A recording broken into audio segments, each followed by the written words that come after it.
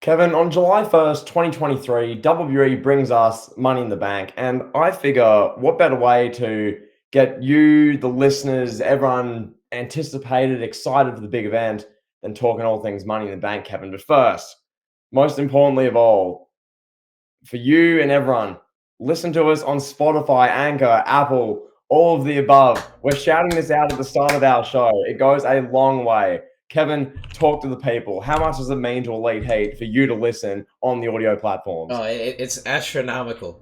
That's how crucial it is that you all check us out on the audio only platforms. Please do. Tell your family about us. Tell your brother. Tell your cousin. Tell the guy at the gym that doesn't know anything about wrestling.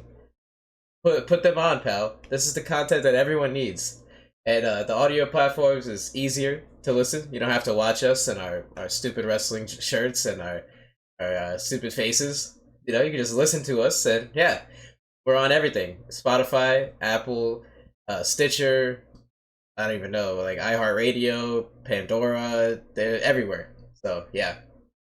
And yeah, even if you want to, if you're a YouTube regular, like you're one of our loyal YouTube regulars who listens and comments, which we obviously appreciate, even if you want to, do some comments on YouTube, but listen on one of those platforms on one of the audio ones goes a long, long way. So that being said, Kevin, hopefully we're all across that. We've got a run sheet for today. This is all about Money in the Bank. Yep. What I when can deem WWE's greatest creation potentially. We'll discuss that later. But just generally a state of Money in the Bank, sort of address, sort of discussion, plenty of loaded stuff in here. So, Kevin, for starters, kick us off. What do we want to talk about first, pal? We got to talk about AEW Collision. We had a major announcement by Tony Khan. This is a very rare thing. Tony Khan hardly ever does announcements on Dynamite. So when he does, it's a huge deal. It's not like it's a weekly thing or bi-weekly thing at this point. Extremely rare. Tony Khan was there on Dynamite. No, we never see Tony Khan. Tony Khan's there. He announces that CM Punk, your favorite wrestler, Philip Jack Brooks, will be on the debut episode of AEW Collision from the United Center in Chicago on Saturday night. And the reason why we're talking about this is because, one, the CM Punk return thing. We've been there, done that. He already returned in the United Center. He returned from like a near 10-year layoff, a failed MMA career, failed comic book freelance writer career, came back to AEW, came back to pro wrestling. And here he is again, coming back to pro wrestling, pal. Almost 2 years later. Almost 2 years to the date later, pal. I still remember where I was watching his return. I had goosebumps. It was a moment unlike any other in wrestling history, and we're going to relive it all over again. Here's the problem. I don't think AEW thought this out. AEW is running a secondary wrestling show. That's what they are. They're secondary to WWE. On a Saturday night in Chicago at their most prestigious arena. That's a tough thing to do on a Saturday night. You need more than CM Punk making his return from an injury. I'll be honest. I'm bringing this up again because they sold 7,000 tickets prior to the announcement. So it was clear that they were not going to announce him. It was clear they were just going to let it be a surprise. But then Tony Khan panicked and was like, oh my god, gotta sell tickets, gotta announce Philip Jack Brooks. So now, I'll ask you this. How many tickets do you think moved in the time from when Punk was announced to right now? So you said 7,000. Yeah, it's roughly, I would say, like a 15 to 18,000 seat arena. So there's like 9,000 seats left. Okay, so after Tony Khan makes this big announcement of CM Punk, how many tickets would have moved? I'll guess, CM Punk, because he's a big star, I'm going to guess probably 6 to 8,000. They should be near capacity right now, because if you said a 15,000 to 17,000 seat arena, they should be around sellout, you'd think. So here's the number. They've moved less than 700 tickets since Tony Khan made that monumental announcement on AEW Dynamite. So they have roughly 8,000 seats sold, and we're about 2 weeks away from this big debut episode of Collision. And I bring up the Saturday night point because of this. It's Saturday night in Chicago. Like, to fill the United Center, you gotta be like J-Lo or Bad Bunny or, The Weeknd. Like, those are people that are filling out the United Center. CM Punk, all due respect to him, is not filling out the United Center. The Chicago Bulls will do that. You know, the Blackhawks. I think that's the name of their hockey team. Yes. Yep. WWE. I don't even think WWE maybe on a Saturday night, but like you look at the shows that they've done, like Night of Champions to Saudi Arabia. If they do that show on a Saturday night in Chicago, that probably wouldn't even sell out. So it's a big ask to have a wrestling show on a Saturday night, and that's the challenge that I think AEW is going to face here. This is going to be a major show. This is a live show. This is not a Rampage. This is a live 2 hour show that they're going to be running weekly, and we've seen the ticket sales going. So I'll ask you this: we've seen the ticket sales trending down for AEW. What do you make of this right now? Is this like a product of the economy? Just the fact that Americans are not spending as much money on leisure as they once were? Is it AEW has cooled down? What do you think? I think there's a lot of different factors to it. I think that's a really good question, which there's a lot of there's a lot of ways to attack it. The economy in the state it's in, generally, the cost of living and the cost of all that, and the leisure prices, that's fair. That's definitely one element. AEW not being as hot as they were a couple of years ago, just generally, I think it's a very fair point to bring up. I remember in 2021, AEW, yes, they weren't as hot as they were early 2020 when the pandemic hit, but still mid 2021, interest is still pretty good in AEW generally. We're watching week to week generally. CM Punk made the big Rampage debut. It was like a massive, oh my God thing, as you talked about. But now here we're 2 years later. So we're now, what's this? So 2019, 2020, 2021, 2022, 2023. So year 5 of AEW. We know what AEW is. We know exactly which audience they're going for. We know what sort of product to expect from them. We sort of know what the deal is now. They're 5 years in. It's no longer the honeymoon. So I think that's a part of it as well. AEW has its audience pretty much, and they're sticking to that audience. That's really how my view as someone who's more kind of on the fringe with keeping tabs on AEW. That's how I put it. So to answer the ticket sales question, number of factors, but just generally, I don't think interest is where it used to be with AEW. And the contrary of that, people will say, look at the all-in ticket sales, which I've personally addressed in previous Elite Heats. That's a UK novelty event. That's something which, even if as just a casual, let's say you're a casual wrestling fan, I'd go to that. Sure, it's a big stadium show. Hell yeah. It's announced 6 months in advance. This is the biggest thing AEW is going to do in their history so far. Why not? You go along to that. But this, Kevin, these US ticket sales, this United Center crowd, Saturday night's a big thing as well. I think that's worth bringing up. Like Saturday nights aren't a great night to do these shows on. They're just not. Friday night at 10 o'clock wasn't either. And now Saturday night, like this is the issue AEW is having with these like secondary shows. Because Dynamite's got its slot, as we know. But these shows, Kevin, and I'll throw the question to you, just with your life, you don't have to get too specific with details, but for you, talk to us. How does a Saturday night time slot work for you? Like, realistically, are you like ever gonna be available to watch that live anyway? Like, it airs at what, like 8 p.m. my time? Yeah. That's the thing too about living on the East Coast of the United States. Like if I was in California, yeah, I could watch it. It's on at 5 p.m. in the middle of my day on Saturday. Yeah, sure, I could watch it and then still go out later. But 8 p.m., like I'm gonna be like 3 shots in, like I'm not gonna be watching CM Punk beat up whoever, Samoa Joe or Don Callis, whoever they put in front of him on this show that's made for the CM Punk guys.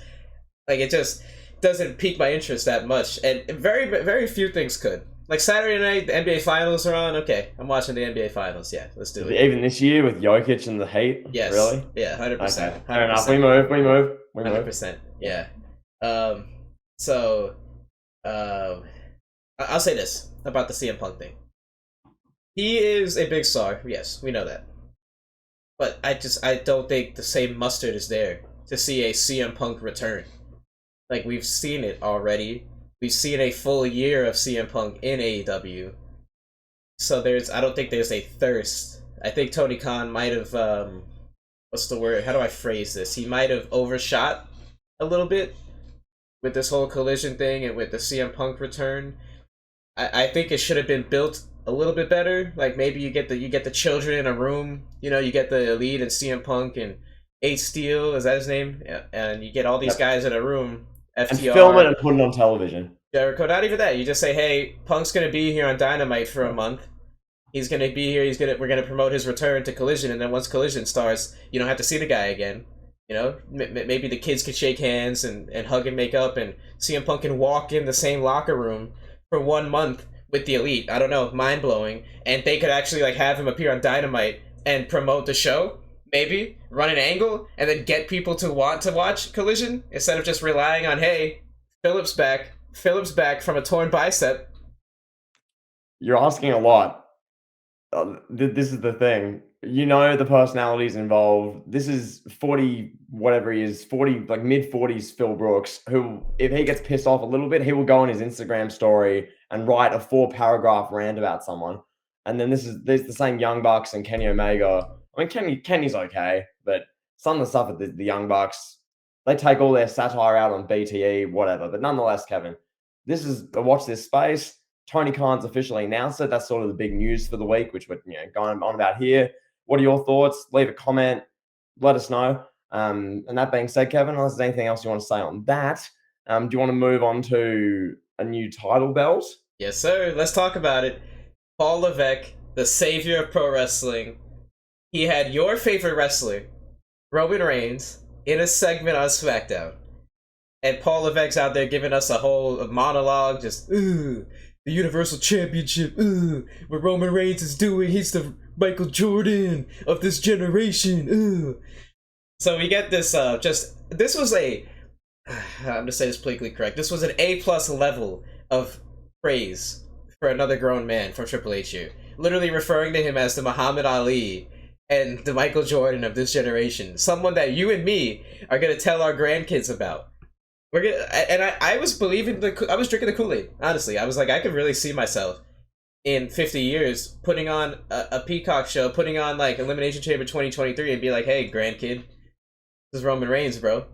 This is greatness. Like, I drank the Kool-Aid for a minute. I was like, whoa, man, he's really hitting home right now. Like, this dude, this is impressive, honestly. We've already spent enough time on our knees talking about the Roman 1000 title reign, so I'm not going to get on my knees again. Mm-hmm. But this is a title reign unlike anything we've ever seen before, which we're going to talk about on an episode of Elite Tape coming next week. So Let's talk about the championship itself. I think the belt looks awful. I'm going to say that. I don't want to hold back. I think the belt looks awful. Like, it's better than the blueberry cream pie that we had, but this new belt, like, what is up with the giant W? Do we have to have the giant W?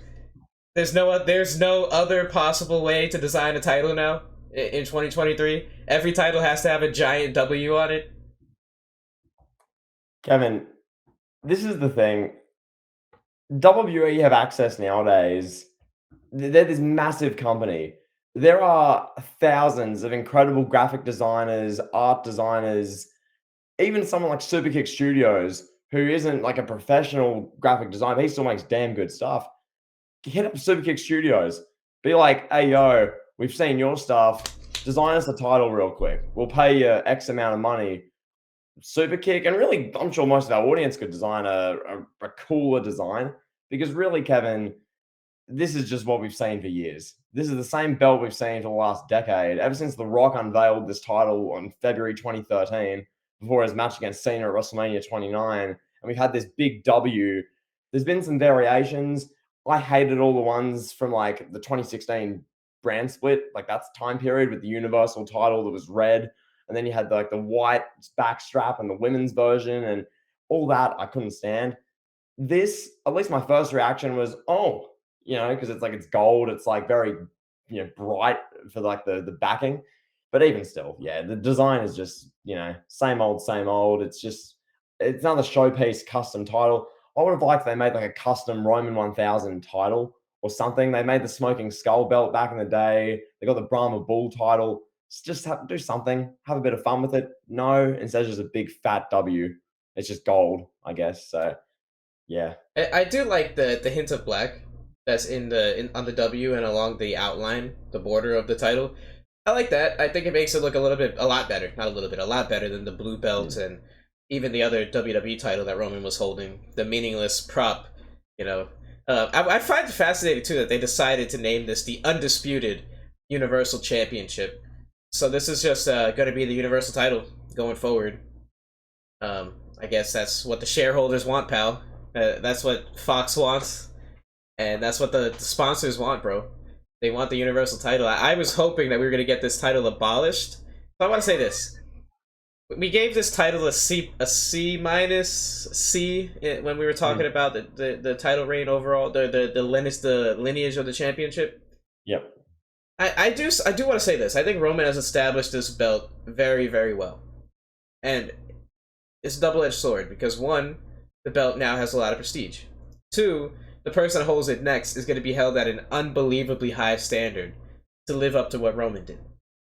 So, do you think that this belt can mean something in the future, or did Roman just pigeonhole it now for everybody else that's going to hold it? Oh, well, it really depends who dethrones him. That's the thing, and who that next guy is to hold it. Because I mean, we're not going to go into this rabbit hole again. We've done it enough. But like someone like Cody with his star power at the moment, how hot he is, that sort of thing, with his momentum. If he wins it and has a good run, then it works. You know, it transitions away from Roman nicely, and then whoever beats Cody, maybe Gunther, that sort of thing, the belt can sort of roll on with momentum. If Sokoa just like beats him and then feuds with God knows Kevin Owens, and it's just like, oh, Kevin now Owens. what? You know, or like if Jey Uso just beats him and dethrones him, it's like, oh, Jay is the champion, okay. And like if it's something like that, I don't know. It's all in the superstar because you know there's this but always in the thing of wrestling, does the superstar make the title, or does the title make the superstar, and where does that balance equal out? With Roman, he's made this title. Just we're not going to deep dive into this title belt, Kevin, but we can both infamously remember it's the middle of 2020. We're doing videos on our YouTube channels. Braun Strowman's running around with this title on his shoulder, getting slimed on by The Miz and John Morrison. And this belt was on its knees, Kevin. This belt was as low as it can get in wrestling. Roman ascended this thing to the top, and now it's a big gold, black, like backing strap belt, which Kevin, I will say with this, when they initially revealed it and they showed like a quick like 2 second camera shot of this title, I thought it was like way too like golden because they showed like the front plate and there was like the lighting, the way it was done. I'm like, hell was that? Like that's way too much. But then when Roman held it up like this, I was like, okay, that's fine. You know, I was more neutral on it when Roman held it up. When he held it up, I'm like, this looks. I can see someone ending a pay per view like this and it's not cringe. The belt isn't like a strawberry shortcake. So yeah. No, exactly. You're absolutely right, pal. Are you ready to get to the featured program? I sure am, pal. I sure am. I've been looking forward to this episode and this general late hate topic. This was one I pitched because generally just insider for the listeners. We both go back and forth with ideas. It's a collaborative effort here. Some shows Kevin pitches the idea and we go from there. This one, I brainstorm this one, so you know, it goes back and forth. But nonetheless, Kevin, this show, I'll kick it off for us. Okay, I've got a question for you, pal. Uh oh. This is something which I'm just gonna hit it with you off the top. What are your top three favorite Money in the Bank general memories? Now, memories can be your favorite moments. It can be a return. It can be like a title win. It can be a match. Just what are your three favorite off the top of your head? What comes to you, pal? Well, number one, immediately, whenever I think Money in the Bank, for whatever reason, I think of Sin Cara just damn near killing himself and being paralyzed, going through the ladder after Sheamus just carelessly threw him over the top rope or whatever it was. He fell. I don't remember exactly. He fell off the top of a ladder, but I just remember Sin Cara going through, breaking the ladder. That always jumps to the top of my head. That's right. And then the Punk stuff, Money in the Bank 2011, of course, a defining, legacy defining pay per view, a legacy defining match for this show. One that always sticks out from my childhood. Just the whole pipe bomb stuff and the Punk contract negotiations, all the stuff that was going on behind the scenes that played out on camera. One of the best storylines in history of WWE. One of the best of my lifetime. One of the best of your childhood. And for a third, I don't know. This is interesting. So I'm gonna throw. I'll go back. I'll go back. Just for the. I'm talking Money in the Bank, not the pay per view. I'm talking Yeah. just pure Money in the Bank now. One that always sticks out for me too is WrestleMania 25. That moment when Jeff Hardy jumped and planched on the Edge and damn near killed Edge. That was like, and I think Edge spoke about it in an interview. Edge was like, "Hey, Jeff, you gave me one of my most famous moments at WrestleMania 17, letting me spear you off the ladder, and then I took your brother's girl and had sex with her on TV. So the least I could do for you is allow you to get your moment back on me." And yeah, there we go. So I just love the story behind it. I love that Edge did that. Let Jeff, kind of repay Jeff for how gracious Jeff was, and yeah. But what about you, pal? I love that. Also, shout out, you mentioned the Edge Matt Hardy leader. Shout out your video that you made on this. Just dropped like Yeah. the last day or so. Yes, Really sir. good stuff. Thank you. So if you haven't seen that, Wrestling Uncovered, go check it out. We'll chuck the link in the description of the YouTube. And just generally, if you're listening on the audio platforms, go check out Wrestling Uncovered's YouTube for that. Hey, look at that. I'm dropping Double more than video. you, pal. No, I just have to address it. So, nonetheless, pal, this question, top three Money in the Bank sort of memories for me. I just am thinking about this because I've really grown up with this pay per view. This has been something where the Money in the Bank pay per view came in 2010. I started watching in 2011, so I've pretty much seen right the way through with this. For me, the number one, you had it in yours, sort of objective, the CM Punk 2011 title win, everything that encompassed it. We'll discuss more on that in a little bit, but just generally, just iconic. Probably the best or one of the absolute best moments of the PG era, and that sort of time span in the early 2010s, just legendary. One of the great shows there. Then, as far as my sort of outside the box answers, I got two that are different to you, which is good. It makes this more entertaining listening for our great listeners. For starters, this one, Kevin, bit of a left field one. I think this is really underrated. I just watched this before we recorded. The 2020 Climb the Corporate Ladder match in the WWEHQ. I really enjoyed it. And if you go back and watch this, especially now a few years later, there's a lot of like inside jokes and like humor in there that's actually good. Like WWE, the timing of this, the way they edited it, the way they put it together is actually funny. You've got the stuff with Paul Heyman. Heyman, he picks up some fruit and vegetables when he's at this big buffet by himself, throws it back in the bowl and grabs some like snack junk food. And then all of a sudden they do a food fight and whatnot. The stuff they're doing, with AJ Styles walking down the corridor, where's Ray? Where's Ray? And then he turns to the right, and there's this That's massive great. picture of The Undertaker, who just beaten him in the Boneyard match like a month earlier. And AJ Styles has like a panic attack and like has a meltdown. And then Aleister Black just like kicks him into a room with a coffin. Like, this stuff's funny. This is good stuff. And then Vince McMahon made an appearance. You had AJ Styles and Bryan punching each other in Vince McMahon's office. And then Vince McMahon, he yelled at them. He said, "Get out." And then they like left. And then he used some hand sanitizer because they're in the COVID pandemic. And Vince McMahon, he wouldn't shut down his company or do COVID testing at certain points, allegedly, but he would use hand sanitizer. Can I interject here for a moment? Go for Just for a it. moment.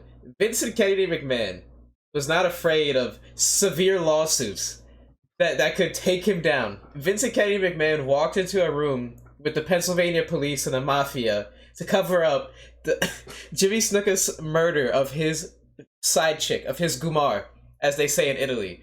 But Vincent Kennedy McMahon was afraid of the vid and puts hand sanitizer on, pal. So there you have it. No, just some great stuff. And all around, if you're listening to this back or just listening to the show generally, I'd really recommend this match. Like, I watched this back an hour and a bit ago. I had fun watching this. You've got Baron Corbin throwing Rey Mysterio, then Aleister Black off the roof. Like, it's goofy, it's funny, it's entertaining. The way they do the ending, where Styles and Corbin they're fighting for the briefcase, and then Elias comes up from behind, slaps Corbin with a guitar. Corbin like flops. And then AJ Styles, like, he's like, whoop, whoop, and he drops the briefcase into Otis's hands, and Otis is like shimmying. Like, yeah, Otis winning was bad, obviously, but it was a fun match. It was an enjoyable 30 minutes. They had like the stuff with the women in there as well. They had their match going simultaneously. One quick spot I want to shout out. This is hilarious, I found. Asuka, she sprints through the kitchen area. Some goon is like sweeping. He's like mopping on the ground. Asuka's screaming in Japanese at this guy, and the guy's he craps himself. And then she grabs the broom and like whacks Carmella with it. Like, Kevin, this was great. So that's number two, Climb the Corporate Ladder 2020. And lastly, John Cena's return in 2021. You were watching at the time. I was watching, obviously. Most of our listeners were. This was awesome. Like, this was such a big pop. Reigns had just beaten Edge. Big time main event match. Cena's music hits, and probably one of Michael Cole's best calls. Cole and McAfee did an awesome job. The crowd erupted. This was just a great Money in the Bank moment. Cena's return. So that's my three. Punk 2011, Climb the Corporate Ladder, and Cena's return. Kevin, thoughts on my three, just generally? I like it. I really liked Cena's return too. That was a finalist for one of my favorite moments. That's one of those things where I'll never forget where I was. when I saw that one too. It was just like, wow, it really put in perspective how John Cena was kind of done. Like we're watching John Cena on his way out. I know he wrestled at WrestleMania this year, but those are the only two matches that Cena has had in the span of 2 years. Was that SummerSlam 2021 match that was, of course, catapulted by his Money in the Bank return, and then now he's had that match with Austin Theory, and he might be done. We may never see him again in a wrestling ring, and it's kind of unfortunate. Well, it's really like it's more than that. It's like 4 years now, really, since the start of like 2019, sort of. Yeah, Because he didn't wrestle at 35. At 36, he was in that segment with Bray Wyatt, and really going forward, it's what you mentioned there. 2021, this return, and then 2023 with Theory. So few and far between. We're seeing Cena, who WWE's told us for years is the GOAT, the greatest ever, and many people do think he's the greatest. So yeah, this moment was something else. And really, to me, that as far as like modern day Money in the Banks, the last like 5, 10 years, that's the moment. I feel like the most memorable. So yeah, there you go, yeah. pal. I mean, that's what Money in the Bank is all about. Honestly, or I'm sorry, that's what wrestling is all about. Those big moments, like when Cena came back, it was like, whoa, oh my god, everybody's freaking out, everybody's sharing that on social media, everybody's talking about that, not just wrestling fans, everyone, everybody's. That's like bar talk. Hey, did you see John Cena came back? Yeah, man, that was awesome. Like, just one of those things. Go ahead, pal. Do you remember when for like 2 straight weeks, everyone's profile picture on Twitter was Cena? Yeah, yeah. Cena got his flowers like no other at that point. That was really cool. It was It like was. everyone unanimously just appreciated Cena because, during his prime, the audience who loved him, but there was a lot of people who didn't. And then it sort of got to a stage where when Cena came back for this return, it was like a unanimous, just let's just appreciate this guy, which is it's rare in wrestling. Wrestlers like Rey Mysterio are like unanimously appreciated all the time, but they're few and far between. Generally, wrestlers always have some group who hates them or get booed or turned on or all this stuff. It's wrestling, Kevin, as we know. But yeah, this appreciation for Cena from that moment was just sick. Absolutely. So aside from Money in the Bank 2011, because I know that's what you're gonna say is your best pay per view, and I think everybody watching this would say that's the best Money in the Bank pay per view. I wouldn't even hear an argument otherwise. What are you gonna argue besides that? 2018 when Braun Strowman won the Money in the Bank, you're gonna argue that is better than 2011 with Punk and Cena? Like, come on. So what do you think is the best Money in the Bank pay per view aside from the legendary 2011, which was named, I believe, the second best pay per view of the 2000s of the 21st century by WWE. I'm pretty sure that was number two next to WrestleMania 17. So, yeah, what do you think, pal? Oh, Kevin, clearly 2018 with Roman Reigns versus Jinder Mahal. Oh Obviously, yeah, wow, yeah, clearly. for India, pal. I mean, they did that for YouTube clips in India. But no, I'm being a little bit serious here. The thing with Money in the Banks, and I did some looking back at like the pay per views and like the cards, make sure I jog my memory and have all these like in check. Money in the Banks usually the good ones at least, so most of them in the last decade, you'll have like one really good Money in the Bank ladder match or a ladder match of some kind that's like 25 minutes long with some pretty big stars in there. And usually there's like a pretty good to great singles match on the show. And when I look at shows that fit that format, I have two. 2016, Kevin, that one is Yes, most man. notorious for the Shield or winning the title in one night. That Rollins versus it was Reigns match. Yes. Um, really good, really good. And then Ambrose cashed in. That was great. And then Styles versus Cena on that show, really good. Yep.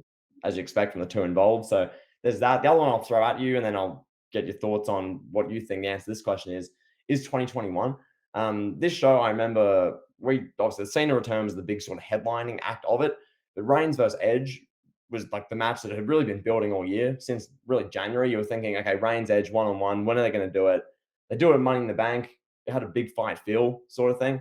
Match was really good. It wasn't an all-time classic, but it was really good, really enjoyable. And then across the rest of the show, just a pretty good show. The Money in the Bank match, Big E won it. It was a good, fun Money in the Bank match. It was just a consistent show across the board. Charlotte and Rhea Ripley had a good match. I mean, Nikki Ash won Money in the Bank for the women. But so yeah, they're the options for me. What do you think, pal? Talk to us. It's 2016 for me. That's the only one I could think of when I was reading this question. I was looking through all the Money in the Bank pay per views, and I was like, we got Sheamus and Del Rio, 2012. Then you got like Ziggler. and Orton winning the briefcases. Orton, of course, won that. That 2013 was a star-studded one, if I remember correctly. Let me see. Let me Yeah, Money take a Bank look. All Stars, pal. And Yeah, was that that was in Philly Christian. or Pittsburgh? I think. One of the two.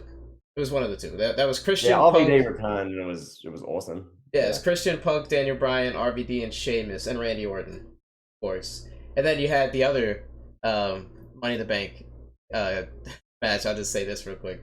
But listen to this all-star list. Damien Wait, so Sandow sorry, won this was the World not Heavyweight not the Money in the Championship. Bank All Stars match. This was the everyone else who was fighting for the world heavyweight title. That was like the mid card title Yes. match. Yeah, this was 2013, before this belt was abolished. This was when it was an absolute prime of its mid-card. Do you want to guess the competitors in the World Yes, Heavyweight Championship Money in the this is a Bank? great activity. I know Sandow won it. Yes. So we had Damien Sandow. This was before he was the Miz's stunt double. Yes. He won this. I'm going to assume because it was 2013, Jack Swagger. Yep. I'm going to say 2013, Fandango. Yep. I'm going to say, was Jericho in this? No. Okay. Del Rio? Nope. Okay. Ziggler? Nope. I don't know. Who was in this, pal? The guy that Sandow was feuding with, Cody Runnels, the guy who's now the top babyface of the company. This is what he was doing 9 years ago. So, yeah. Then there was a Fandango, like you said, Jack Swagger, like you said, and then Cesaro, Antonio Cesaro at the time, Dean Ambrose, and boom, Wade Barrett. That's great. No, Yeah. and Damien Sandow won, and then the storyline for next month was the briefcase got thrown in the river by Cody, and then Damien Sandow came Stone out Cold like a... Cody Rhodes. That's right, pal. I bet Austin probably watched that segment from his ranch and probably threw up. Oh man! All right, so let me get back on track. So Money in the Bank 2016. I'll read the card for you briefly, just some highlights of the card. Yeah. So we had Baron Corbin versus Dolph Ziggler. They had like a 12-minute and 25-second match.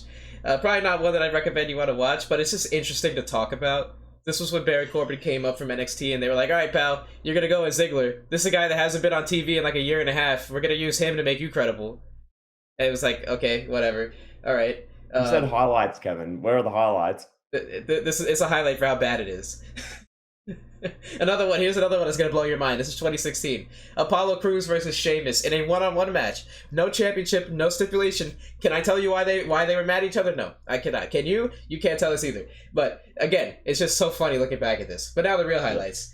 You had AJ Styles versus Cena, 24-minute match. Not the best match the two had, by far. Not the best, but it was great. Either way, AJ Styles gets a win with some fuckery. Then we had the Money in the Bank ladder match. That's Ambrose, Del Rio, Cesaro, Jericho, Kevin Owens, and Sami Zayn. Pretty stacked Money in the Bank ladder match, if you ask me. I think Ambrose was the realistic winner. A lot of people were kind of holding out hope for Jericho or Cesaro, but Ambrose won, and we know what happened after that. Then we had Rollins versus Roman Reigns. I got a bone to pick with this match and the storyline for a moment. So we know Roman Reigns has been suspended for using drugs illegally to make his body more enhanced, to make his endurance more enhanced. He's cheating. You know, Roman Reigns, it's already been announced that he's cheating. He's going to be suspended. He's an awful, awful human being for this, you know? And we already know this. So people hate Roman Reigns already. They hate him already. This is 2016. Not peak, but almost a peak of Roman hatred. Literally, like, we're on the heels of a literal riot erupting at the 2015 Royal Rumble because of this guy. And he's just been forced for a babyface from that moment, forced down our throats for a year and a half. And now they announce ahead of time before this match that he is cheating and is being suspended. So people hate him even more. And then Seth Rollins is making his big triumphant return from injuring his knee, suplexing the mayor on a house show. They run a documentary, I remember this vividly, they run a documentary showcasing Seth Rollins' journey, his recovery from injury back to this moment in Money in the Bank 2016. They make him look like the biggest babyface you could ever possibly imagine. Right? We're with me here. Roman Reigns, hated for a year and a half, forced down our throats, announced as a cheater. Seth We don't Rollins. like him. He sucks. Everybody likes Seth Rollins already. They like him We even love more. him. He's great. Yes, Amazing. they like him even more because he did this documentary. What do? They have Rollins come out, make a surprise return, and not a surprise return. No, I'm sorry. He makes a surprise return, babyface return. He cuts a heel promo afterwards, and it's like, bro, what is going on? Like, what is going on? You had a moment right there to make Rollins the big babyface champion that you wanted him to be. You got the formula was there. Just have Roman lean into being a heel. Just have Roman come out. Yeah, I cheated. Samoa. That's what The Rock does. I'm just following his footsteps. The Rock showed me how to take HGH, whatever, you know? But no, we get Seth Rollins as a heel, a forced heel, and then he wins, and then Ambrose cashes in, and yeah. So Yeah, look, Kevin, that was around the time when WWE probably the worst they ever were with like the face heel dynamics. Like that example is a prime one. Like if I showed my friend someone in real life that and just sat them down next to me and said, here's Raw. Tell me who the good guy is, who the bad guy is. You know, who do you root for when you watch this? They'd see Rollins being portrayed as some bad guy, but the whole audience is showering him with cheers like he's Steve Austin, who's just saved, you know, in his prime, has just saved a dying old woman from a burning building. Like, there's that. I love that. Meanwhile, Roman Reigns is being booed like he's just set the building alight in this example. You know, he's being booed, but he's the good guy, big dog, who's pumping that HGH. Like, it's ridiculous. And you know, like in this Stupid. situation, like my friend, and just generally in this time period, would go, "Who do I cheer for?" This is literally what a friend of mine said in this time period. I was trying to show them this stuff, and they were like, "Who do I root for here?" The audience is booing, but I'm supposed to like them, or what's going on, Jimmy? I was like, I couldn't tell you here. Like this is a mess. And that's part of the reason the hijacking and all that made wrestling so messy in WWE and whatever. But Kevin, the main point here, Rollins and Reigns, dynamics are all stuffed, but it was a great main event here and set up something big, which I'll throw back to you for. Yeah. Dean Ambrose cashes in after Rollins wins the belt. Everybody's so excited, you know? They're so excited. Oh my god. Rollins is champion. Yes. Yes. That's the guy we wanted. Then Ambrose comes out. They're like, oh my god, Dean Ambrose, he's crazy. And he comes out and he cashes in on Rollins.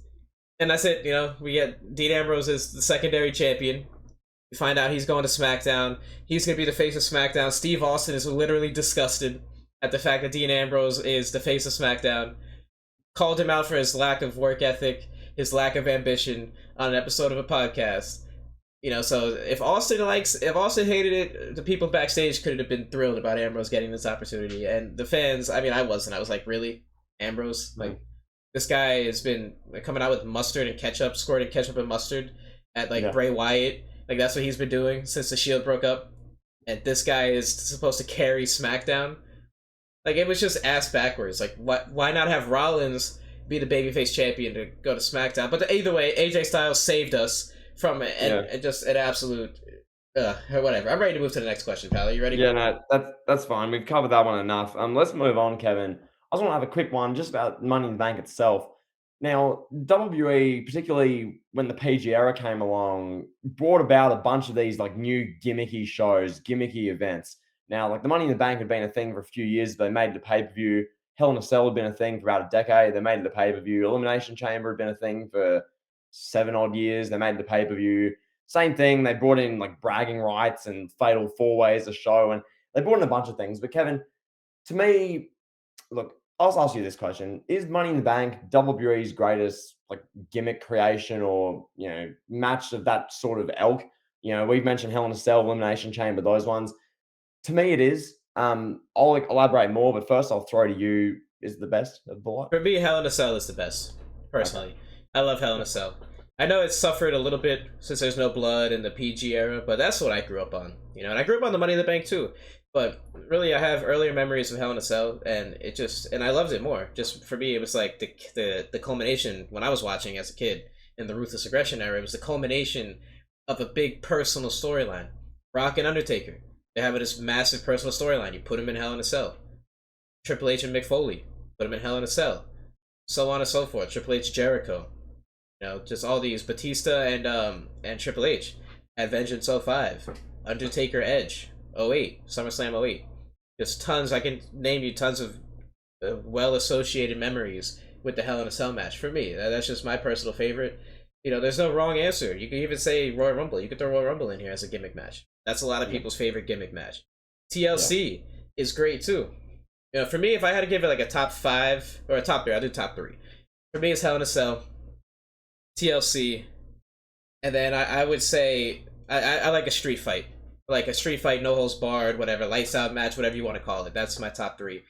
For me, with Money in the Bank, I think Money in the Bank has more bad matches and more bad moments and bad stuff associated with it than it has good. The Money in the Bank match itself, I mean, Mm, like I think as a yearly concept, it's kind of played out and it's been played out for a decade. I would say this could transition us into our next question. yeah. What was the last? Who was the last great Money in the Bank winner? Before you answer that, I'll just throw mine in the hat real quick. Seth Rollins, 2015. I think that's it. Like you could say maybe Brock Lesnar 2019. You could say Big E in 2021. But for me, it's Seth Rollins 2015. I'll respond to that by saying that, like, the answer to that question, whether like where the gimmick is and how it ranks, Money in the Bank, just like near enough all of these gimmicks in like the latter half of the 2010s, it took a legacy hit. Hell in a Cell took a big hit in the latter half of the 2010s. Money in the Bank took a Hold on, hit. hold on, hold on, hold on. I'm gonna What? stop you. I'm gonna stop you. We're gonna pretend like WrestleMania 32 didn't happen. The moment where Shane McMahon tried to kill himself for the entertainment of these fans. One of the greatest moments of all time in a Hell in a Cell match, pal. Mark So Calloway sorry, did it sorry. he killed Shane McMahon for this Hold on. So business. a Shane McMahon suicide attempt makes Yes. 10 years of bad Hell in a Cells good. It wasn't 10 years of bad Hell in a Cell. What? What? 2010 through until 2019. The only good one was the one at WrestleMania 28. Oh, come on. Come on. Get Come which on. ones am I missing here? Come Besides on. maybe what 2015, Undertaker and Brock, Correct. and WrestleMania then 30. WrestleMania 28. So that's WrestleMania two. WrestleMania 32, the big moment with Shane McMahon dying for this business. That was a one spot match. It went for 33 minutes. And on top of that, Hell in a Cell. I'll go back. I'm gonna come back to this 2010s in a moment. On top of Uh-huh. that, Hell in a Cell is associated with arguably the most infamous and synonymous moment in wrestling history. You can show anybody walking down the street, "Hey, here's a clip of Mankind getting thrown off the cell by Undertaker." Everybody's gonna know what that is. That's like a grandiose God tier, S Yeah. tier moment in wrestling history associated with that chamber, the Hell in a Cell concept. Yeah. But yeah, for 2010s, some matches I'll just throw off a couple of the top of my head. I like the tag team Hell in a Cell between the Usos and Kofi and the New Day and all those guys. I Mhm. liked Roman Reigns versus Rusev. I thought that match was fun. I liked Okay. Roman versus Bray Wyatt too. I thought the matches were pretty good. Okay. Um, Fair. but I just think overall, Mm. top to bottom, Hell in a Cell is number one for me. Yep. No, I'd say like all time. I think Royal Rumble's the greatest of all time. It's like a goat concept. I think Hell in a Cell would be then below it. As played out and as forced as it got at some stages where they just throw like three Hell in a Cell matches on 2016 show for no reason.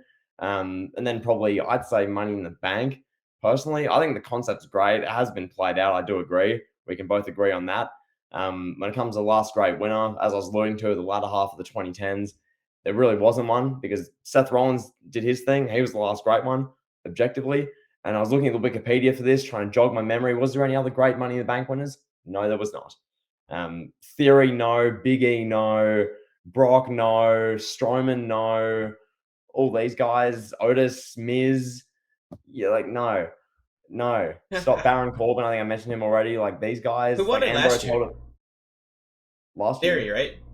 Yeah, Ugh, ugh, ugh. yeah. Yeah, You there's way know, more. There's way more like forced bad moments with Money in the Bank than there is Hell in a Cell throughout the correct, 2010s. and that's a perfect way of putting it. So yeah, if in that regard, the concept when it first came Yep. in the mid 2000s, really good, really well executed the first time with Edge. There were some good ones with the late 2000s regarding Punk and the WrestleMania Money in the Banks they did, but really, yeah, I don't. I'll phrase it like this, Kevin. I don't think any gimmick match has taken as many hits as Money in the Bank has, in the sense of how many duds there've been. Like, there's been a lot. Like, you go through the list of who's won Money in the Bank. there's more misses than hits. So Yeah. yeah, because for every Seth Rollins or every Dolph Ziggler 2013 and every like Edge, there's about a laundry list of duds. So yeah, that's You want that's just to? the Can we go? savage Can we truth. go through that real quick? Just talk Mhm. about some of the great winners. So you look Yeah. at the first winner. Let's look at the first crop when it was still contested at WrestleMania. So that's Mm. from what did they do in 2010? I don't remember, but it's yeah, Del Rio won it in 20 at WrestleMania 26. I want to say so. No, so basically they went from 21 to 26. They were doing it at WrestleMania. Edge won the first one at 21, and the 26 one was won by Jack Swagger Pal. Oh right, yeah. How could I forget that? Yeah, Del Rio won at some point. I don't remember when, but he won at some point. So Yeah. nevertheless, Edge, RVD, Mr. Kennedy, CM Punk twice, and then Jack Swagger. Those are the WrestleMania ones. Two of those are good. Two of them. Edge became a Hall of Famer. RVD cashed in, and we got one of the greatest matches in wrestling history. One of the most entertaining, over the top, like ridiculous matches with him and Cena. So great.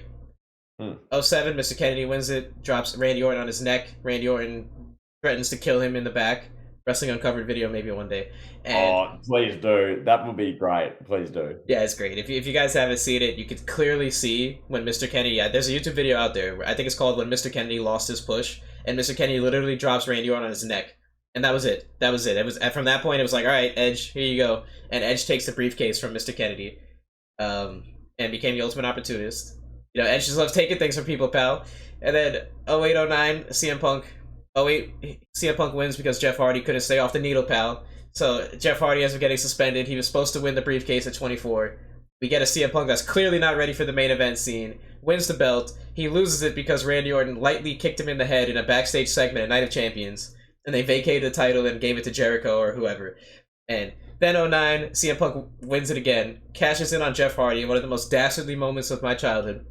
I hated it. Jeff Hardy finally gets his moment. But again, Jeff Hardy can't stay off the needle, pal. So here we go. Punk is champion again. I don't really remember what happened with his reign at that point. I think he just handed it to Jericho or somebody later on. And yeah, that's what we had. And then you look at the Jack Swagger. Forget it, bro. Jack Swagger killed the World Heavyweight Championship after he won Money in Yeah. the Bank and cashed in. So that's just the WrestleMania ones. You got 2 out of 3 good ones there. And And then you want me to take the baton and do the Money in the Bank pay-per-view version? yes, please. I just want to say this real quick. And then you Yeah. look at what we had 13 years now of the Money in the Bank pay-per-views, and Yes. there's probably been like what 3 or 4. I'm gonna guess Yeah. 3 or 4 good That's ones. bang on the money. That's it, correct number. Because yeah, Kevin, you then move to the 2010s. I mean, many people will say The Miz when he won in 2010 was like a good one just because he had a memorable kind of cash in and little run. But Fair, you okay. know, I give it to. I give it to him. I give it to we'll him. give it to The Miz I give as it to much him. as He main evented WrestleMania in the commercial for WrestleMania 28. I give it to him. yeah, in objective fairness, we'll credit there. Kane winning the SmackDown one, the world title. I mean, he won the world title that night, had a decent little world title run. Not one of the great all-time memorable Money in the Banks, but wasn't an absolute flop. So that was the first one. 2011, you get Daniel Bryan winning when he was still like a mid-carder at that stage. So I guess that worked. That elevated him and got him sort of on the upward trajectory, but it wasn't like a legendary one. Del Rio winning the Raw one, that was a shocker. The way they had him cash in and he became the Garbage. spotlight of the summer of Punk. Ugh. Just I'm mm. sick. I'm sick just hearing you say that. Ugh. Yeah. And then you had Ziggler won in 2012, which led to the infamous Raw After Mania cash in. Which if we're going to talk cash ins, that's one of the top probably 3 most memorable cash ins. Which we'll get to that shortly. Cena's one in 2012. I hated. This is when I'm in depth. I'm watching wrestling. I'm a big CM Punk guy. I want Punk to win. Cena just wins this literally 4-5 man Money in the Bank match. The Miz literally before the match, because Kevin, the field for this Money in the Bank was Cena, Jericho, Kane, and Big Show. Okay, 4 guys. Miz comes out and goes, "I'm back from Hollywood, guys. I'm in this match right now," and the crowd's just like, Okay. and then Cena wins and whatever. Then he announces his cash in, which is the first time they did that. Cena announced his cash in for Raw 1000, which I think that was RVD had done it. RVD did it before. true, but the way Cena did it was not Gross. it. It was gross. It Yeah. was it was not it. Sorry, forgive me. RVD's was done well, Yeah. and Cena's was not. It just, there's a DQ interference match on Raw, and it's just there goes the Money in the Bank. That's just blown. He didn't win the title, so that was a hit on Money in the Bank. That was just whatever. 2013, you mentioned Sandow before in that match. What did that lead to? Wasn't he the first to cash in and like just have interference cost him the match? I mean, Cena announced his cash in the year before when that happened, but Oh then yeah. Sandow did it, and it was like, bro, what are you even doing at this point? Like, Money in the Bank, Kevin. The one thing I will give it, the first like 6 to 7 years, as you talked about, and the ones you mentioned, at least the person cashing in would win. So you'd feel like, okay, whoever wins this, they're going to be a world champion. Like, it Right. feels more important. You get to this point in the mid 2010s, and it became just like, oh well, even if they win, they may not even win the title. So what's the point? That's how WWE sold it to the fans. And then, Rollins won his, and he had his epic moment at WrestleMania 31, which we'll talk about cash ins in a moment. And then Sheamus, Kevin, who can forget Sheamus 515? Oh god. Kevin, Ugh. part of me, I wanted to make a video about how 2015 is one of the worst years in wrestling, mainly thanks to the last 3 months from October through until December. That was some of the worst content the 2010s saw. With the Sheamus 515 with the septum piercing and the mohawk, Ugh. the League of Nations and the New Day was there, and there were like four. Sheamus was in like three different storylines at once, and it was just but then Disgusting. hideous. And then you mentioned we talked about Ambrose, and they brought the women's Money in the Bank in, and Carmella won Money in the Bank twice within 5 days. Okay, I remember that so vividly. Shane McMahon just like, all right, we're gonna have a smack Money in the Bank on SmackDown for these fans. Daniel Bryan's like, yes, yes. Yeah, then Carmella just wins it again. Like, okay, well, I forgot what even was the storyline that led to Carmella having to win it twice. uh, your guess is as good as mine. By this point, Kevin, this is mid 2017. I'm so disenfranchised of wrestling. This is the Same. Jinder Mahal era. This is after I've turned off because they gave Finn Balor the title within 5 minutes of him being on the main roster a year prior. I'm disinterested. By this point, so I wasn't really super tuned in here. Kevin, then we moved to 2018. Bliss and Braun won their matches. So whatever, do Another you? failed cash in. Because Kevin, really, I think we can summarize it by saying this: the failed cash-ins ruined Money in the Bank, Yes. and had the continuity of them. If they did like Sandow fails a cash in once, and then every other year they succeed, it's cool, whatever. But like every other year, it became just the cash in would be failed or whatever, and it ruined the concept. That was a large factor in the concept being ruined, in my opinion. Do you think that's fair? Yeah, absolutely. And here's the thing. Here's another thing too. Like, let's just say 2023. Let's use this as an example. You got Roman Reigns who's in the middle of a record 1,000-day title reign. On the other side, you got Seth Rollins who just won a new championship that you're trying to establish. Why do we need a Money in the Bank winner? The Money in the Bank winner, whoever it is not going to beat Roman. You know, they're not going to have Roman just title reign end when he's like walking backstage in the arena and gets jumped by Cody Rhodes with a briefcase, and Cody just is like, I'm cashing in, bro, and pins him backstage. Like, they're not going to do some stupid shit like that. And Seth Rollins is going to hold the belt for at least like 6 to 8 months minimum. So why do we need a Money in the Bank winner? For what? You got these champions that are going to be established. We saw this last year with Austin Theory. He was not ready to be champion.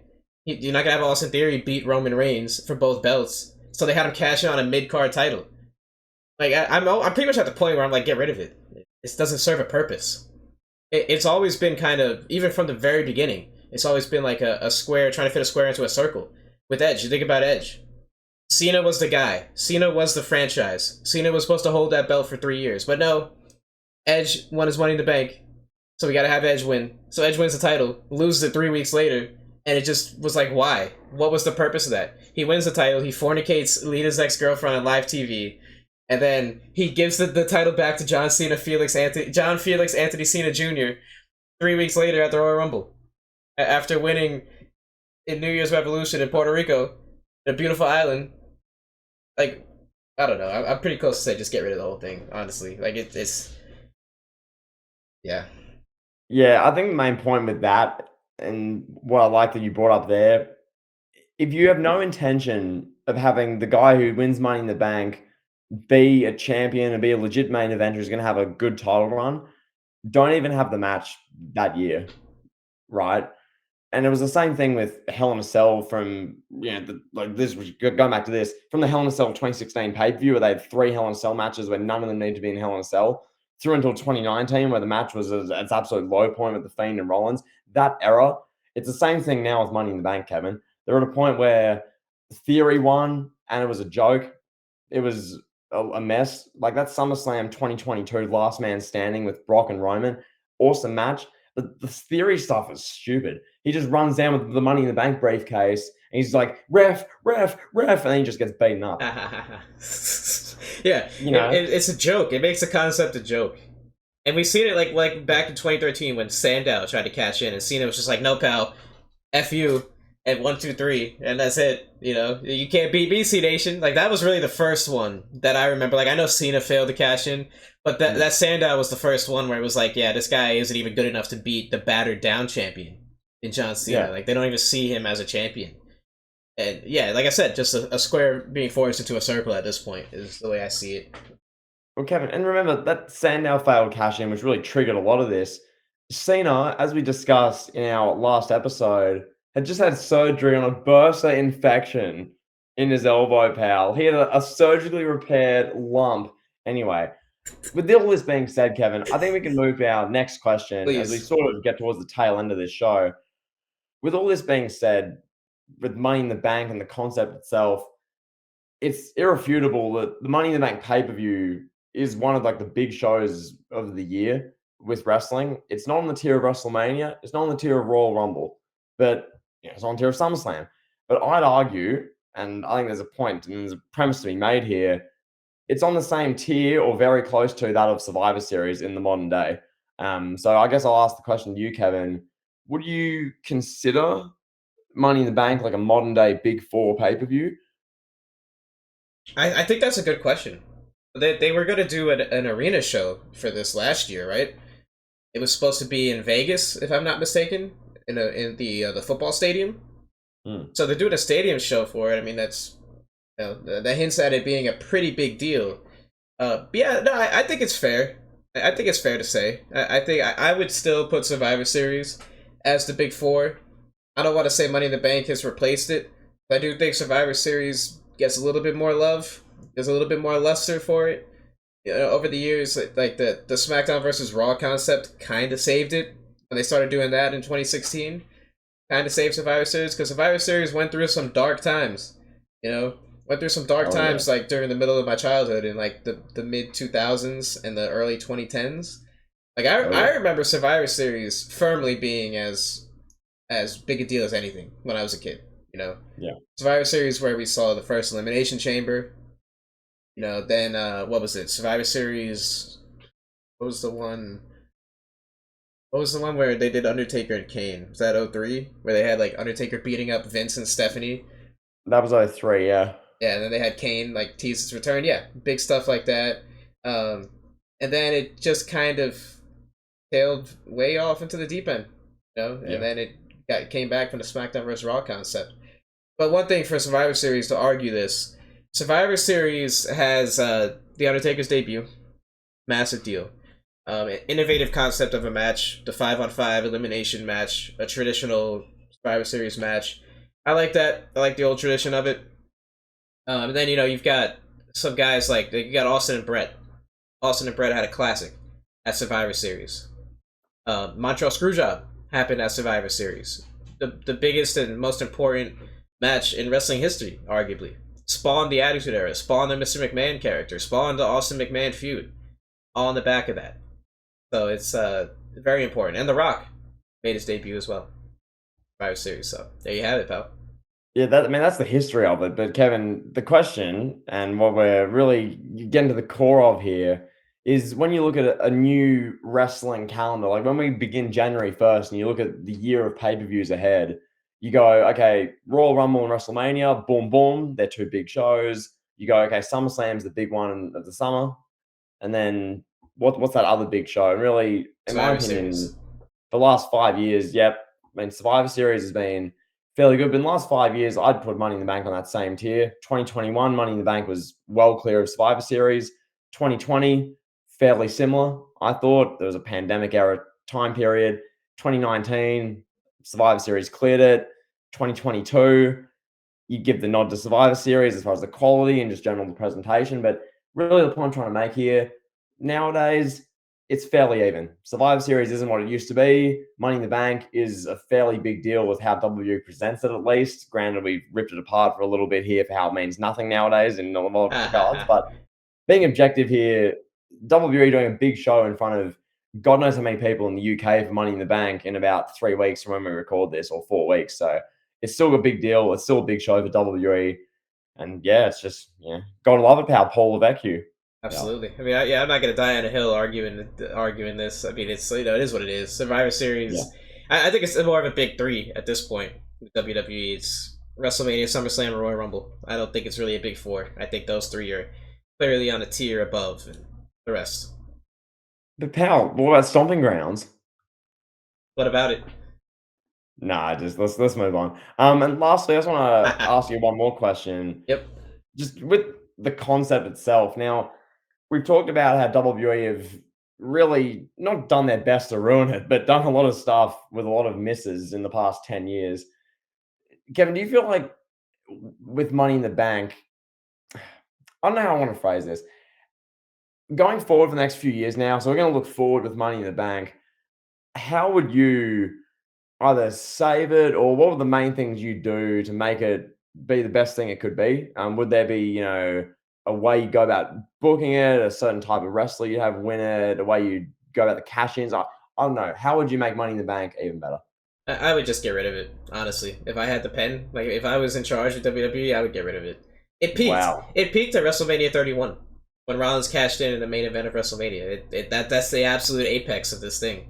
That's what people fantasized about for a decade. That was it. That was the big moment. And then what have we gotten since that time? Dean Ambrose playing hot potato with a prop. Oh, he's crazy. He's cashing in. Oh, and then from there you get what 2017. What was the 2017 winner? Remind me. Braun Strowman.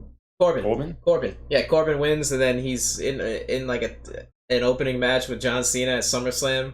Then 2018 is Braun Strowman, more fuckery there. 2019, Brock wins it just because. But Brock Lesnar ripped the door off the cell, pal. No contest. Yeah, no contest, pal. Brock Lesnar wins it in 2019, targets the black champion, erases Kofi Kingston's title reign on the heels of the Money in the Bank. Like, for what? Like, Brock Lesnar couldn't just walk up to Vince McMahon in the back and just be like, hey, Vince, I want a title shot. Brock Lesnar had to win Money in the Bank to get that title shot versus Kofi Kingston. Like, come on, ridiculous. Seth Rollins. Sorry, just to make sure. Seth Rollins, yes, my bad. Seth Rollins, yes. He attacked Kofi. He did the thing where he went to Vince and attacked. Yeah, different. No, yeah. He faced Seth Rollins, and I forgot what happened, but he didn't win. Whatever. Yeah. Okay.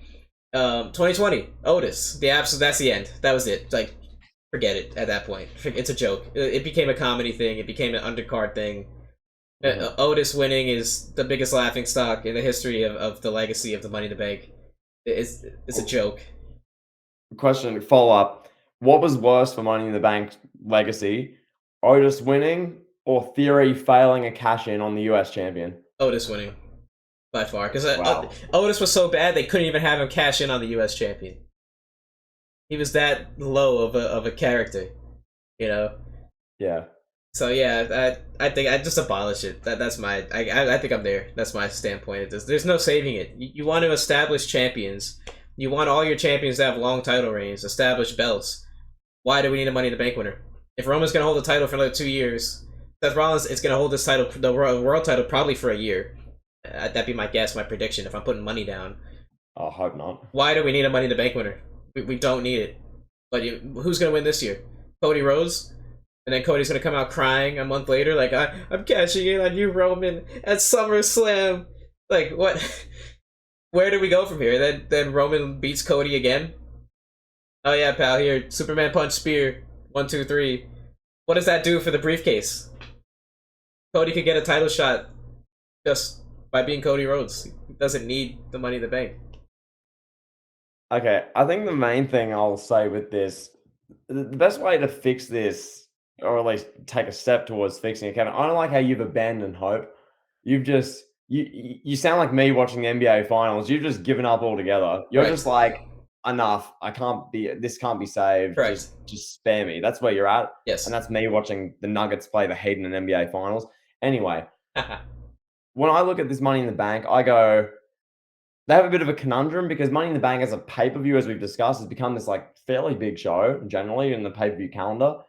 But the match concept itself behind the pay per view is in the bin. It's in the worst state it's ever been. Absolutely. So how do you fix that? I think the match, it's the Money in the Bank ladder match, or at least one of them. I don't think you can do two, but they need to have a Money in the Bank ladder match at WrestleMania. That it needs to go back to a WrestleMania attraction.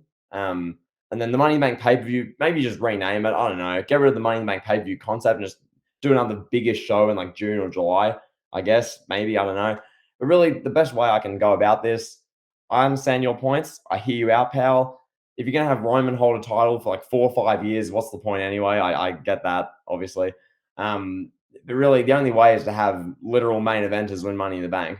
Because if you're going to have guys who are like mid card, upper mid card win, but as you say, the champions are holding titles for 400 days, 1,300 days, 500 days, what's even the point?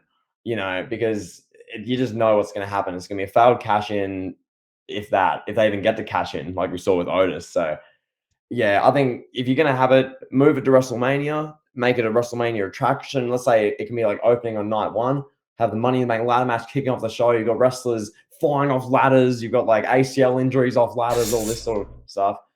Nice. Then you can have, I mean, you joke about Cody winning it. A guy like that's really probably the only option to win it, Literally. really. No, literally it is. Yeah. Because you can fit it in the story. Roman Reigns is like, you don't deserve to face the tribal chief. I'm not going to let you finish the story. And Cody's like, I'm going to win Money in the Bank and finish my damn story. Then he Yeah. wins it. That's literally the only way you can do it. Because what's the alternative? LA Knight wins Money in the Bank and then he just fails his cashing because he's a 41-year-old man. Is that the alternative? He's like, Is it yeah, I won Money in the Bank. Yeah. what? Montez Ford wins Money in the Bank just to have a great match against like an injured Seth Rollins and lose. Like, is that where we're going with it? That's really it. Don't need And it. because everyone's saying, "Oh, LA Knight should win." For what? You're gonna have LA Knight winning a world title? No. Like, Paul Levesque, if you're listening to this, and you and your wife are copyright striking our videos, abolish Money in the Bank, pal. Get rid of it. yeah, Bring back a Devil- legacy pay per view. Bring back Vengeance. Bring back, oh, we got Backlash already. Bring back Great American Bash or something. I don't know. Bring back a legacy pay per view for the summer. So, Kevin, to put this a nice bow on this podcast we've done today, it started out as a Money in the Bank is it WWE's greatest creation, blah blah blah. But really, the main takeaway from this is that for all of the moments we've had from this show, for all the good pay per views, the memories we've had, probably the best course of action holistically is to abolish it and move it to either a WrestleMania special attraction or just abolish it generally. Yeah. Because it's run its course. It's like a pro athlete. Like I compare Money in the Bank. It's like a pro athlete. Came out of the blocks fairly strong. Had some really good moments in certain stages in the middle to prime its career, like Derrick 10 years in. Rose. Exactly. When it got to around 30, it was at its prime, had like the big moments, hit its like peak. And then ever since, it's like been in like an athlete's 30s, let's say, of like a sporting athlete. It's in its 30s, it's deteriorating.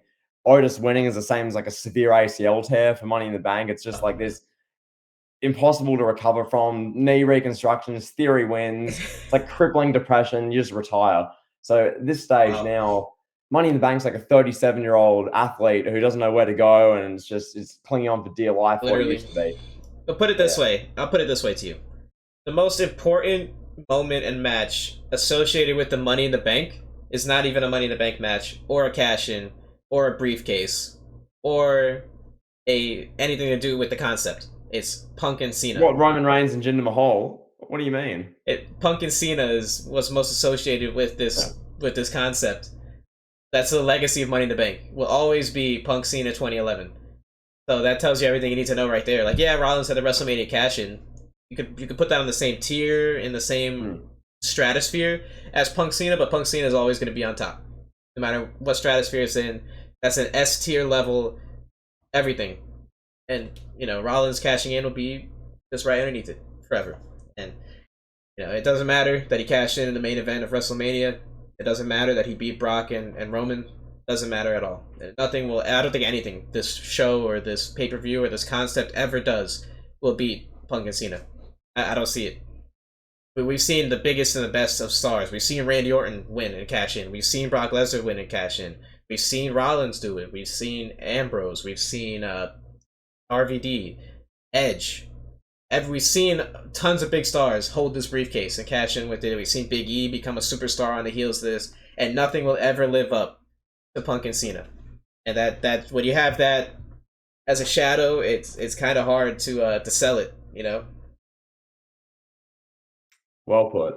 Well said. So I think on that note, I think we can call it there, Kevin. I think it's been a good discussion about Money in the Bank. So, hey, wait, you're abandoning our new segment, pal?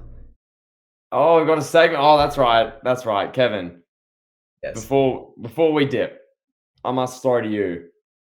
Is there any tea? Anything's happened for you that you want to mention on the show? You want to bring up here? Now's the perfect time. It's an open forum. Get to engage. Talk to us. No tea for me. My life has been drama free for the last 2 months. Oh, that's good. And I intend on keeping it that way for a long time. So, Kevin, would you describe your life as just? Well, I mean, you say it's been drama free for 2 months, which is good to hear. That's good to hear. So yeah, it was drama filled. Oh, it was drama filled for a long time, for years, many years, drama filled. So, no, but what are we gonna call this segment? What do you think? We need a name. We need a name. Until we get one, we're just gonna keep just talking life, pal. But what's up with you? I have something I want to say, but what's up with you? Anything you want to bring up? What's up with me? No, I don't know if you guys know. So I work like full time. I work a reception job at the moment, so I interact with the masses, pal. I'm on the front lines, but I work. That's funny. Go ahead. No, so addressing sort of where my YouTube's at the same time as my life. I work basically. I leave for work around about 7 in the morning. I get home about 5:30 in the afternoon. So most of my day is gone. And my main focus at the moment is quite literally fitness, as it was perhaps last year. So I'm in incredible condition, pal, I must say. JTE. Love to see I'm like prime Johnny Gargano, pal, but no. There's that. So really, as far as my YouTube uploading, a lot of people have been pestering me about this. I'm trying. I am. Well, I'm really not. This is the thing. I need to get back to it because, Kevin, as we've talked about off camera, and as a couple of my subs have let me know, I'm either all or nothing. I go big or I go home with my YouTube creation, which has been the big story for the last year and a half. It's either an 8-day upload streak, 4 uploads in 6 days, banging out content, or it's content's out to dry and there's none of it. So I'm working on that. And I guess, Kevin, any thoughts, any advice you could give to myself or anyone listening to this with a YouTube channel who's a bit demotivated, you're back in the swing of things? Any advice? Well, for me, just getting rid of the toxin in my life has allowed me to get back on my goals and my own personal growth, So, yeah, I was in a tumultuous relationship for a while, and that took away all my time last year. That's why I didn't upload. I was so just full-fledged losing myself in chasing someone else. So that's what did it for me. Got me more motivated, just getting rid of that toxin. Just natural addition by subtraction in my life. So now I have a clear head. I'm seeing things clearly. I'm able to focus, put time into what I like, fitness and YouTube and reading and all types of things that keep me busy now. Things that I wasn't doing prior. So what was I gonna say? So for me, what I do, I'm also on a fitness journey. I lost over 20 pounds at this point. I've been eating right, going to the gym. Thank you, pal. Eating right. Sorry, is me clapping fat phobic? I don't know, but I'm gonna applaud that. There you go. Eating, going to the gym, whatever. I go to the gym 5 days a week. That's it, point blank, 5 days a week. And for me, it's just like making content just a little bit here and there. I'll write a script for my video. Take a day or two, write that, make sure it's all good. Then put the video together, or the audio. Grab some clips, take a step away, go to the gym, come back, finish it up. Just break it down, little by little. That's what I do. You don't have to like I don't have to make the whole video in one Yeah. shot. It's not. I think it's better when you take your time with it. Yeah. You don't want to take too much time though. That can also be a problem. But yeah, Yeah. so that works for me. Well, Kevin, I want to touch on that as well, and this can open up another rabbit hole, which maybe some of you guys will really relate to. But you mentioned the fitness thing there, and like how you had like the weight loss goal and whatnot. When you started, did you have like a number of how much you wanted to lose, or was it just generally, lose a bit, feel a bit healthier, be a bit fitter? Was that the sort of thinking So there? so I went to the doctor in February, and the doctor was like, "Hey, you got to lose weight. You got to stop eating, and you got to stop drinking." Like it was bad. Like I was drinking a lot and whatnot. Mm. That's a whole other discussion for another day. Yeah. Um, I get on the scale at the doctor. I'm weighed 200 pounds, bro. Like literally, I was like 199.8 or something, and I was Right. like, oh no, something's got to change. Like now. Mm. So I started eating. I told myself I'm gonna lose 50 pounds. I'm gonna be 150. Yep. Essentially, is what I said. So I was like, yeah, concrete goal. So now I'm like 175. So I lost 25 pounds. Still going, still kicking. It's hard. It's easy to put on weight. It's hard to get it out, to get it off though. Yeah. No, that's yeah. Because I'm thinking with just on that because as far as like the number on the scale almost, because one thing I found, which is not affected, well, affected in a little way, but how I view fitness and just generally anything. Many of you know, or I've mentioned this passingly. I did a marathon recently, which is quite extreme for a lot of people. That's 42.2 kilometers or 26.2 miles. That's nuts. That's a lot. That took me 4 hours and 20 minutes. It was one of the most insane experiences I've ever done. But really, beyond that, it's more so about thinking, okay, whether it's like running times, whether it's how much you're lifting at the gym, or like your aesthetic, all that sort of thing. It's like not a dysmorphia thing of just is it enough? Can I do more? There's always thinking like, can I do more? Can I do extra? Is this enough? When what I'm doing is quite a lot from that regard. And to what you're saying there, and like you have just the general goal of 50, and you're working your way down. You sound pretty happy with that, which is the main thing. Like with me, for instance, if I'm running, let's say, 21 minutes for 5 kilometers, that's 3.11 miles. Like I do that, and it's like, oh, well, I could be doing 5 seconds off that, then it'll be better. It's like that sort of thing where it's it becomes a bit of like not a negative, but you just dwell on it. I don't know. So maybe someone can connect to that. It's just like a thing where no matter what you're doing, you feel you can always do more. Right. Absolutely, I always feel that way. So, Always. yeah. Yeah. But I want to talk to you about something too. I want to teach you something about the culture, Oh, I'm pal. being taught. Here we go. Something Here we about go, the pal. culture, pal. Are you familiar with? Have you heard the phrase Latino time before?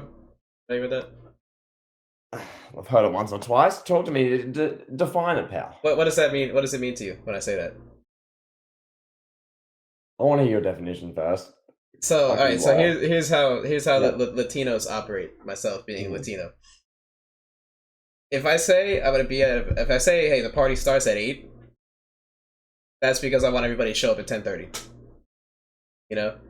So whatever time you actually want to do something, like, all right, we gotta go to this thing at school for the niece or whatever. All right, everybody got to be at the house at 5 o'clock. That way, everybody shows up on time at 6:30, 7.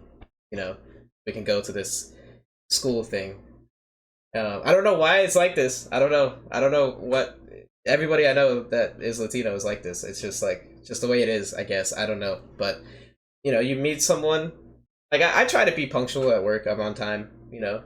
But anything else, and this happens a lot when you and I are recording. I'll tell you, Mhm. hey, I'll be ready in 5 minutes. Like most likely that means like 20 minutes. Yeah. And I know that's a Yeah. disconnect. That's why I'm bringing this up because there's a disconnect there between you, Yeah. you and me. Because I just assume that you understand the culture.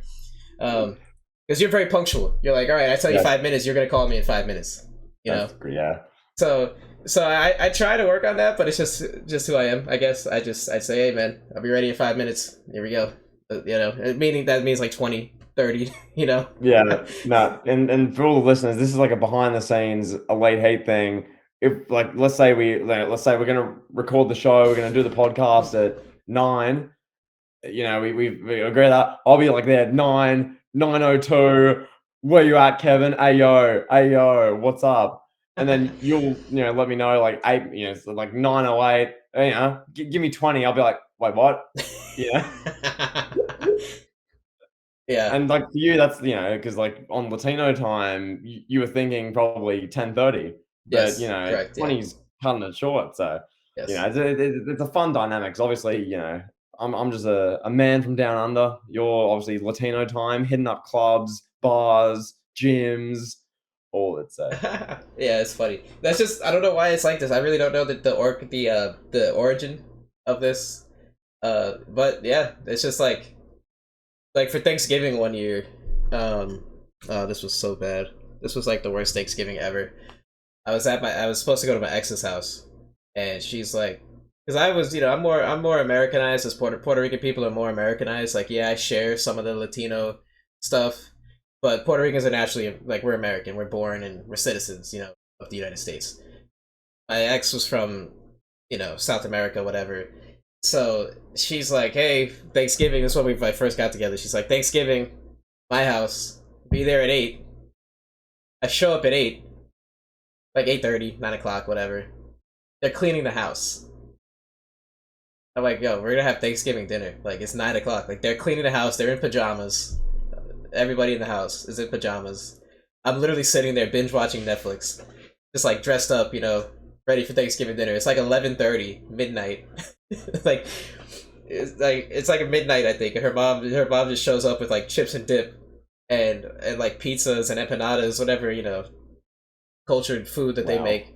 And I was just yeah, like, oh, okay, yeah, it's dinner time. All right, let's get it. that's just great. Kevin, would you think it's fair to say Vince McMahon has been on Latino time for the last like 10 years putting WWE shows together? Like if the Yes, run sheet's due for Monday Night Raw at 7:30 p.m., you can bet your bottom dollar during the show half of it's being written. correct. Yeah, Vince McMahon is definitely a man of culture. He's proven this before with the matching do rags, dapping up John Cena, doing the pimp walk to the ring. Vince is a man of culture, pal. Vince is invited to the cookout. I've had several black friends tell me that Vince is invited to the cookout. So yeah. So Kevin, before we go, unless there's anything you want to touch on here, I want to discuss just next week's show real quick for just give you listeners a preview. We've got a late take making a return next week. Yes. We have a number of topics to go over. One of which I made a community post regarding Triple H's reign of terror and Roman Reigns and sort of comparing. And there's a bit going on there. Yeah. There's a lot we can talk about here. We will not discuss any of that for now. That's for next week's show. There's a bunch of other questions, Kevin. Anything you want to, I guess, flag for next week to, put on the agenda? Man, we got a lot of stuff covered. I don't want to give too much out. I think we gave Yeah, enough we out. won't. But it's just a Yeah. tease for you, for the Yeah, we listeners. gave enough out. We're gonna argue about Roman Reigns and Triple H. That'll be a great argument. I mean, who knows? This might get so bad that I might do a Shannon Sharp, pal. Yeah. No, I might do a Skip Bayless. Actually, I might disrespect your legacy as a YouTuber and cause you to walk off the show, pal. Put your glasses back on. You're No, How like, many Super Bowl rings do you have, Shannon? I'm gonna look at you like, where's your plaques? Where's your YouTube plaques, pal? oh my god. Can you imagine? Then I'll wait till after WrestleMania season next year and walk out. I'll join like, I don't know, God knows who, and just another podcast, and we'll just do like fake beat. Nah, Go do it. no comment. Go on No Omegle, comment. So pal. yeah, pal. Yeah, pal. That should be good. Loaded show next week for a late take. I don't know if that debate we're going to do with, I mean, Reigns and Triple H and like one or two other topics, whether that gets to the level of our Reigns and Cody one we did about a month ago. That got like heated and Yeah, like loud. that was great. I've watched that back recently. That's actually damn good content. If you're listening to this still, shout out because we're like nearly an hour and a half in. But that whole show we did on Reigns and Cody, like our late take debate on that is one of my favorite Elite Heat bits of content. That was a 30-minute explosive argument. That was an undisputed segment. That's popping off views. So Love to see it, yeah, pal. We're out there. We're winning, pal. So I guess that's it. Anything else you want to add? pal, this is the end. This is the savage, vicious end of the Elite Heat podcast. Money in the Bank, a dying franchise, pal. Hey, if you made it this far on the podcast platforms, give us a follow on whatever service you're using. Leave us a review. Be kind, and yeah, we'll talk to you guys on the next one.